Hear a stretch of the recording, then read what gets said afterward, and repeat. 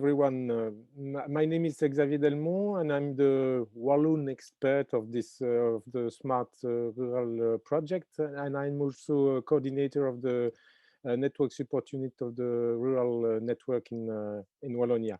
And we are involved in, through various lags in the implementation of some smart strategy and dynamics in Wallonia. Thus, I'm very happy to that Wallonia and especially Profondeville host this new smart cafe. The municipality of Profondeville is located not so far from Namur. Bernard will explain more in details the situation, and for us it's an excellent example of municipal dynamics in terms of designing and implementation of a smart strategy.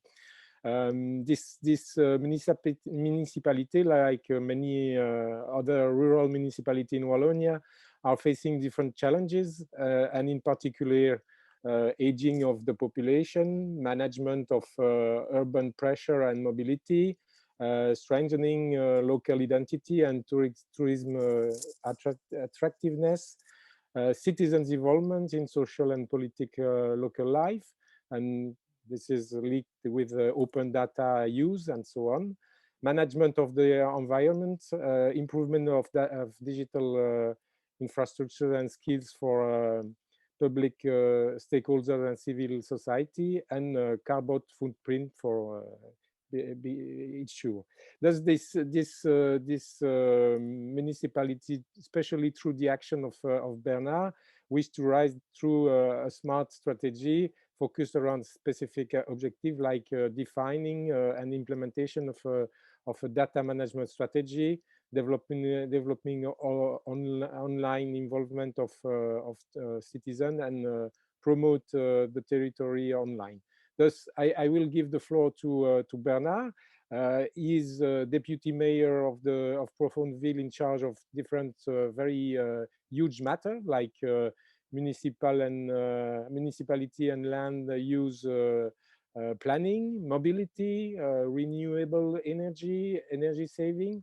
Thus, as Edina mentioned, he will enlighten us about the potential that represent today the use of data, and especially and in particular for public policy. Thus, Bernard, the floor is yours. Thank you, Xavier, and hello everyone. I'm very delighted to be with you this morning. A few words about this picture. This picture has been taken by one of our citizens, who's a famous photographer and also a director for documentaries about rivers. He's called Xavier Istas, and he took this picture from a special viewpoint of our villages, which is called the viewpoint of the 7 Meuse. The Meuse is a big river in Belgium, and it flows across our municipality, and it's very scenic. And from that viewpoint, it is said that across the landscape, you can see 7 times the river across different points of the landscape. Of course, if you come here, you will try and locate the 7 spots. It's very hard, but it's a legend that we can see the river 7 times, and it's a very nice viewpoint from our area. Okay, today I will talk to you about our strategy and also about what we are doing and why we are in this program also. I will provide some slides that I already used in the workshop about data a few weeks ago. So if some of you, and I know some of you did, were part of the workshop, I'm sorry in advance if there are some things that you've already heard and we discussed. But I think it will be interesting for everyone. Everyone will have something to take away at the end of the session, hopefully. So I will share my screen.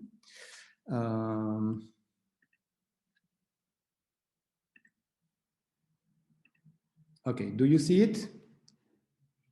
Yes, we see perfectly. Okay.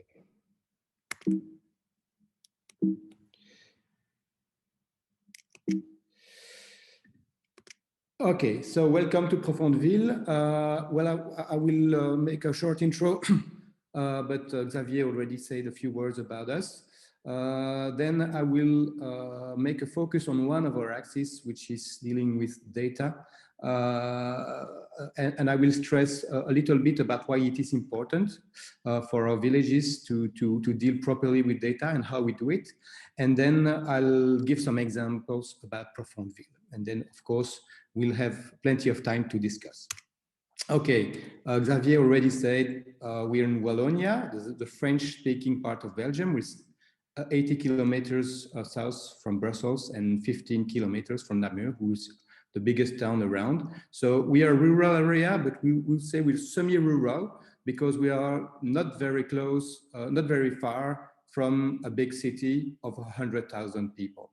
So there's a lot of pressure between country and city across our territory.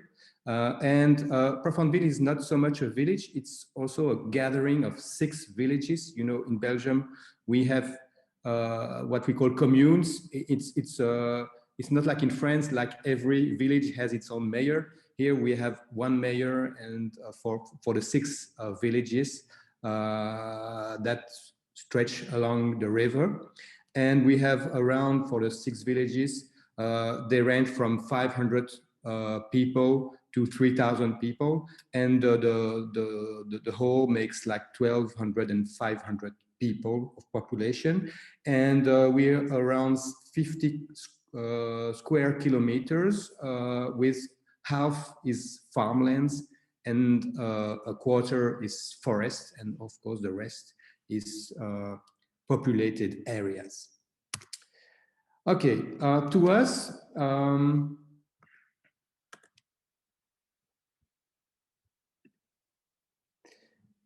it all started with 5G.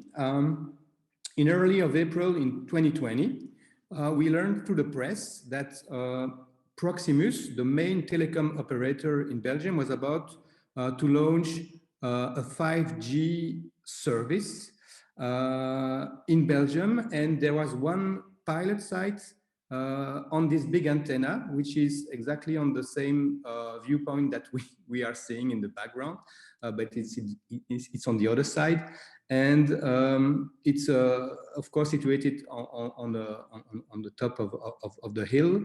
And well, we learned that through the press and the population also, and so of course, you know, population is sometimes kind of wary of 5G, and so the population was angry, and they turned to the local authorities, and of course the local authorities echoed that people's voice, trying to be heard by the national officials about this.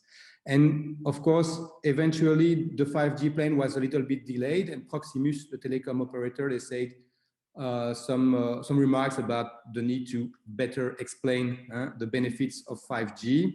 But shortly after this, we were proposed to be candidate for the Smart Rural program. And well, we kind of directly drew a connection between those two unrelated events. And we saw this participation as an opportunity to be proactive and somehow get ahead of innovation in order to, well, decide for ourselves what we keep and what we don't keep when it comes to innovation technology.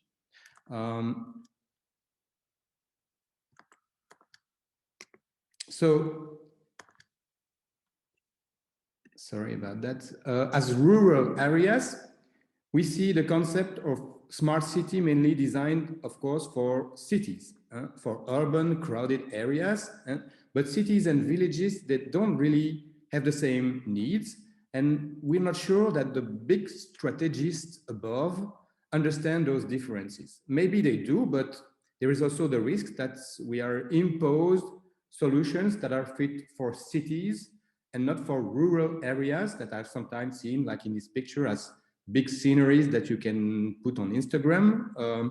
So those solutions, they would be unfit, they would be inefficient, and also they would be unable to help us face the main challenges.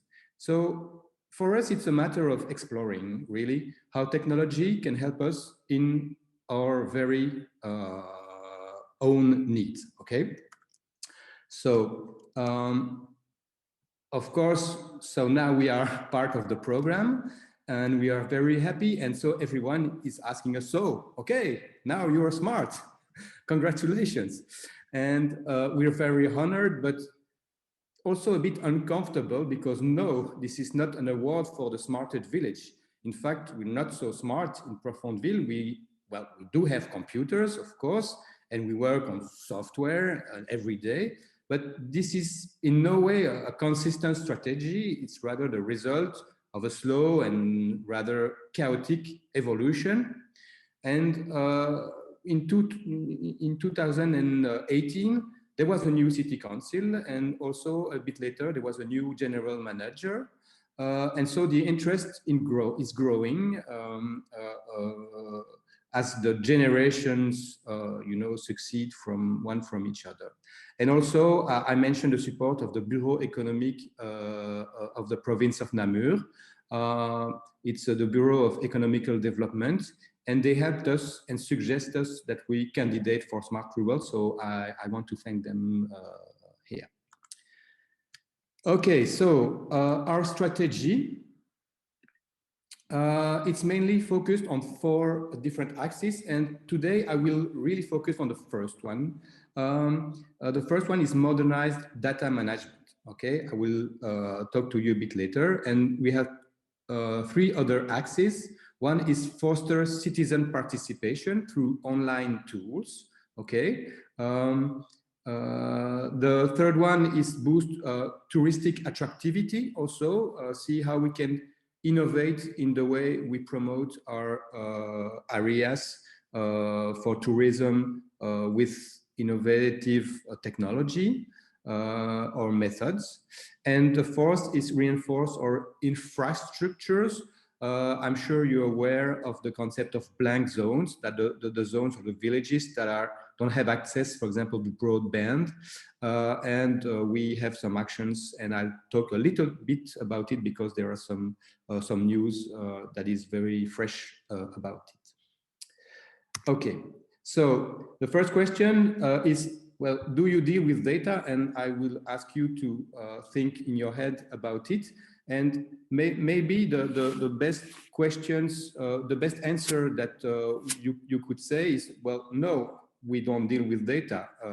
We're not so far ahead, but trust me, you do. And we've all been dealing as municipalities, we've all been dealing with data for a long time. And in fact, I'm pretty sure that municipalities have been designed to gather data.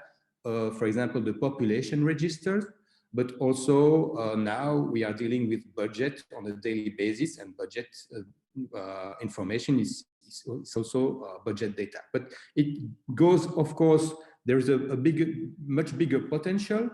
Okay, you can deal with data about location of stuff like bus stops, benches, tourist attractions, the trash cans, the source of drinkable water, the classified trees. Also, data can be on reports, like on waste collection, on energy consumption, on income and poverty. This is all types of data.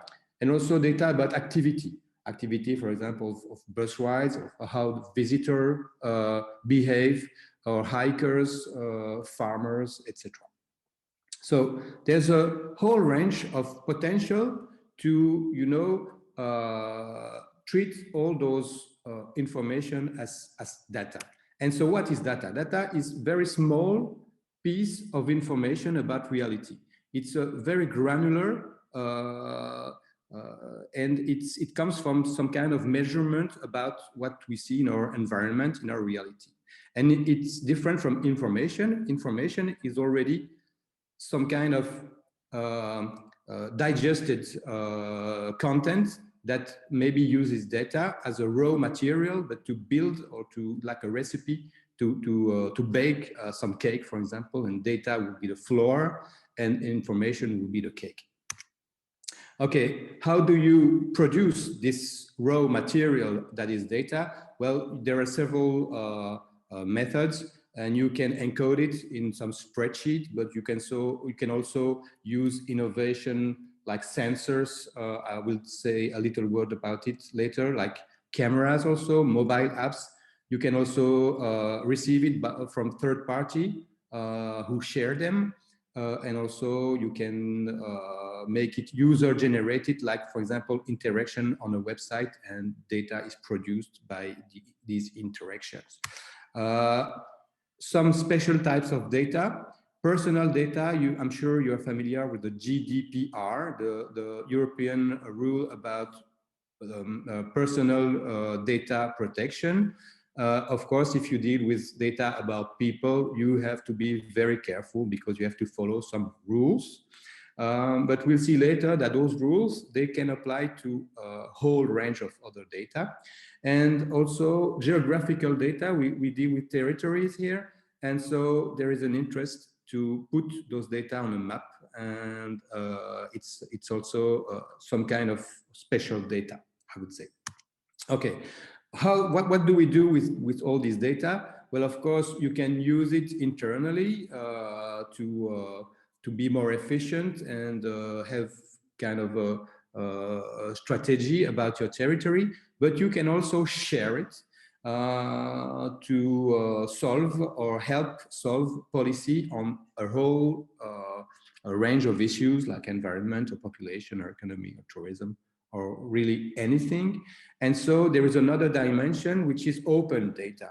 And when you open your data, what does that mean? That means that, well, you have all that non-personal out of GDPR data in public administrations, even the small ones, and you make them available in digital format for reuse by really anyone and without technical restrictions. So that means that anybody will be able, for example, to download or use the location of every source of drinkable water in your area, and they will download from you, and they will integrate it in maybe a website about hiking and so on.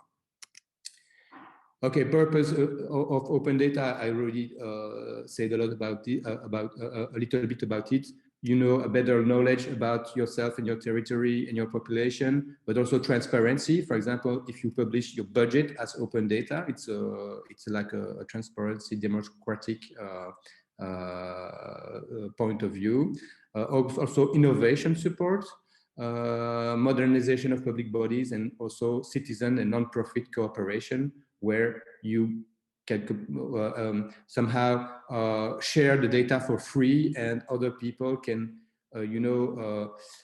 innovate with it, and for the benefit of everyone. So how really do you deal with data? And here there's a lot of questions, like how is your data stored on a spreadsheet or database, or even on a written ledger, for example? So how often do you add data to the collection? Is it hourly, or is it yearly, or is it any other time?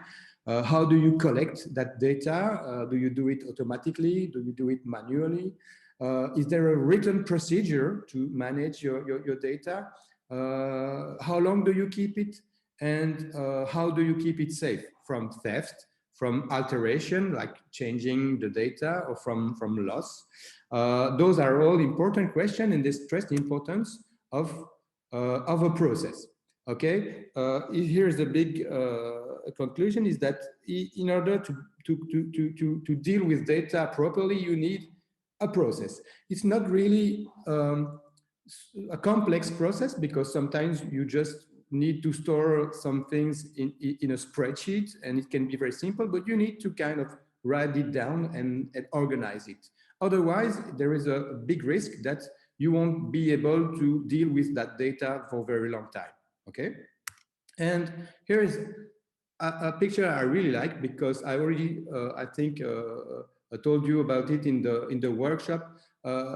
We are a region famous for its strawberries, and maybe in Belgium here now it's it's a peak strawberry season. We have very tasty strawberries at this time, and I kind of make the parallel between data and strawberries, because strawberries, They are tasted very good.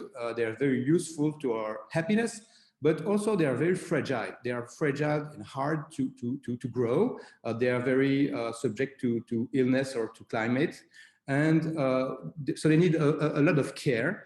And also when they are ready to be picked up, they need to be picked up quick, and they need to be sold on the market very quick. And if you don't do that, well, you lose a lot of your fruits. So it's really a matter of, you need to be organized. If you're not organized, you cannot grow strawberries. Okay, so it's exactly the same with data, and you need really that process to keep your data fresh and of very good quality, and you need also a process to keep it safe and unaltered, and you need a process in order to be able to manage your data over time and over people change and everything, and also to keep data relevant. Do we still need to collect this data that we started to collect 10 years ago, for example? Okay, so now enough with the theory. What we do in Profondeville. Okay, so in our strategy, we started very small and we said, okay, 3 actions around data. First is basic data training. So we, a little bit like we are doing today, help everyone feel more data literate, which means well, a lot of people in the administration should be more aware of how to deal with data. Okay, and a few of the agents should be a little bit more trained, like 2 days training, for example, in order to be able to lead some projects on data. And it's the second axis, it's pilot projects. So we want to start small with some pilot projects that we selected, and just, you know, experiment on creating a process to deal with data end to end. So from producing it through all the chain until we share it as open data, and see if it works. What are the problems that we face, and so on. So we are starting this strategy slowly but surely. And the third one, hopefully, we will be able to take conclusions from the pilot projects and make a more general management plan for the whole commune and the whole municipality around a diverse range of subjects. Okay, so one of the examples is an examples that we are partnering with the Bureau of the Province that I talked about earlier. It's called Sentinel trucks, and it's really based on a very simple idea that we have garbage trucks that every week they ride on every street of our villages. Every week, every street. So we have time and we have space. So the idea is to put on the top of those trucks some racks that can be equipped with sensors. Okay, and those sensors will be able to collect data on every point of our streets and every week. Okay, so you can from that you can generate automated data about any topic that you can sense. And that can make sense, of course, also.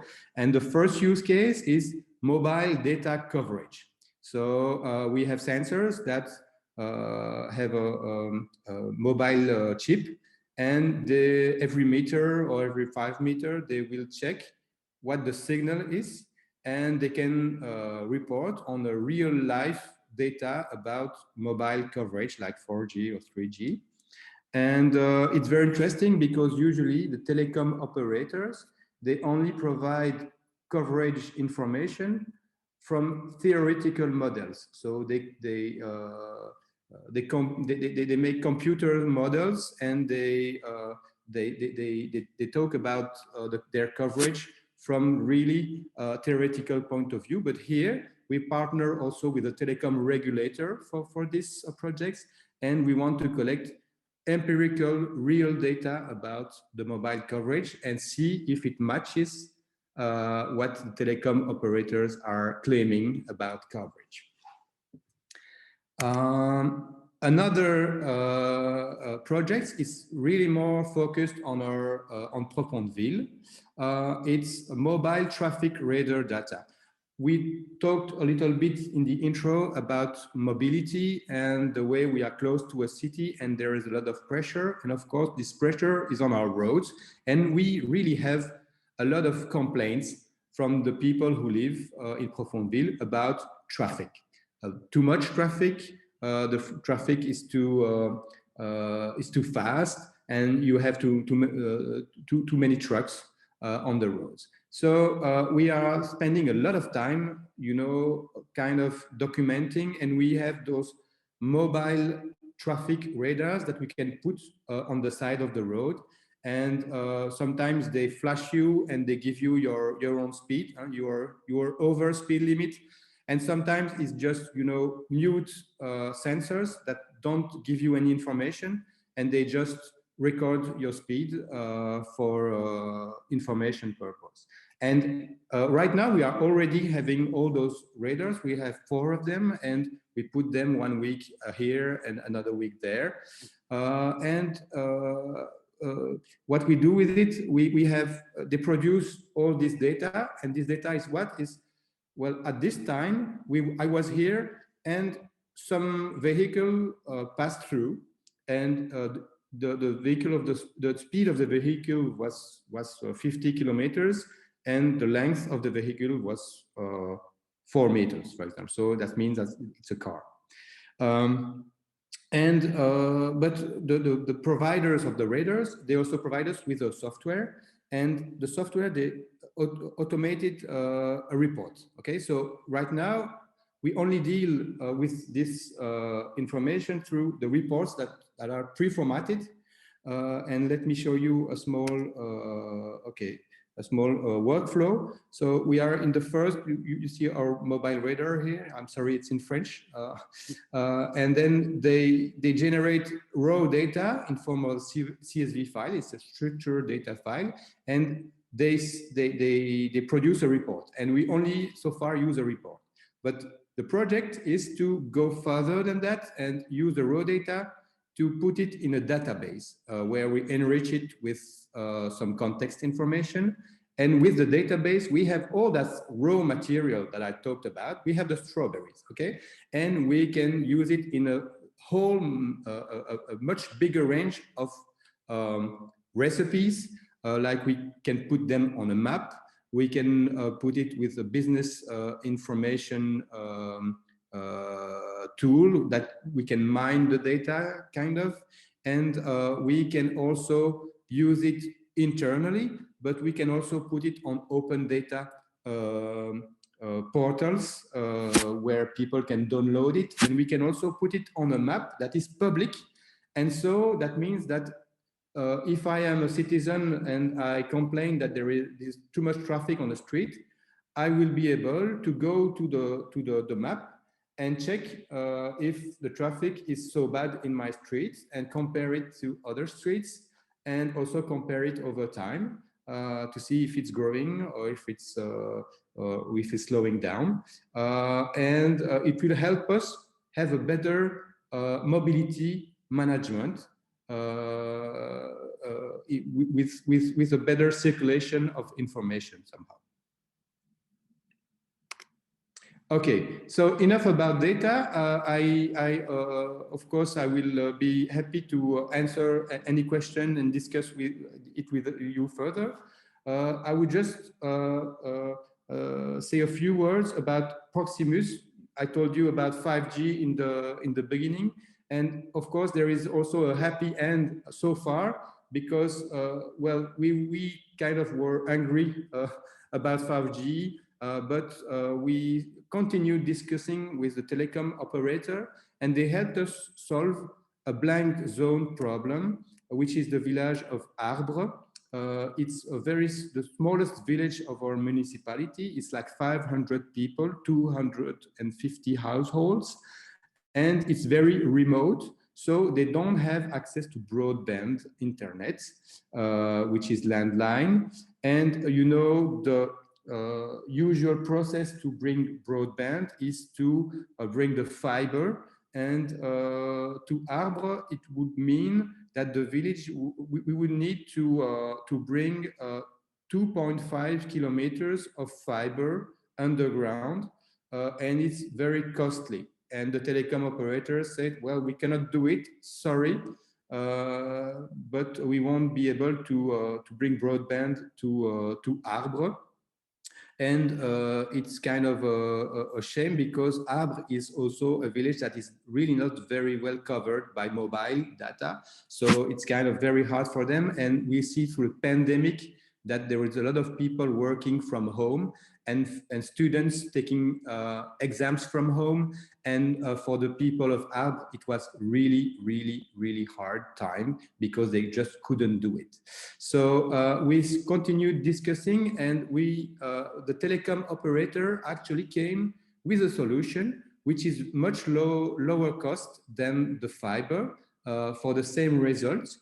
So the idea was to go to the highest point of the village, and from that point you could reach by view another antenna that was 5 kilometers away, and that was connected to fiber. And they kind of made a virtual link, which is kind of point-to-point radio link between those two points. And they were able to bring fiber quality broadband to the village, and it's now deployed. It was just 3 weeks ago that we had a small event by connecting the dots, and we are very happy of that solution that is innovative, because economically we couldn't provide it with landline fiber, but we were happy that for some time the big telecom national operator was able to understand our needs and provide a proper solution through innovation. Okay, just a last slide to tell you that you are all invited in Profondeville for the 5th of September, because we have a big event. It's La Vieille Boucle. It's a 8th edition of an old-timers bicycle race, just like in the Tour de France of the 50s or the 60s. Everybody wears vintage clothing, and they ride on vintage bikes, and we have a race. It's a very nice event, and you are all invited to it, and I thank you for attention.